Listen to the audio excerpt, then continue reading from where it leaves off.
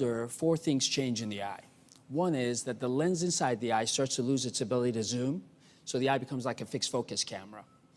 That same lens that loses its ability to zoom starts to lose its transparency, and so it starts to become like you're looking through a dirty windshield after a while. That's referred to as a cataract. Also, the central seeing part of the retina can start to degenerate. This could run in families or sporadically, very common too, and that's called macular degeneration. And finally, one of the scariest of all perhaps is glaucoma, where the peripheral non-seeing vision starts to go first, so the driver's never really aware they're losing vision until it's almost too late, and they could easily get broadsided. And so all these things happen as a consequence of aging that can affect your ability to drive. And that's where you really need to, I think, as a family member, engage your loved one who's driving. If you feel like it's unsafe, you have to have that discussion, right? Because people are going to hold on to their keys as long as possible. It's a sign of independence. And doing so, you could save their life and somebody else's too.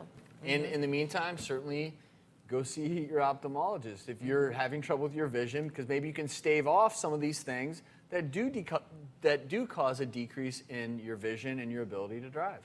Yeah, that's very true. Probably a few things to be aware of is what are some of the symptoms that people can start to recognize easily is older drivers, for example, in the case of cataracts, which is the most reversible of the conditions we talked about, they may start to notice that they're needing more light to read with, or that the headlights of cars are starting to bother them more, or the road signs are starting to get a little trickier.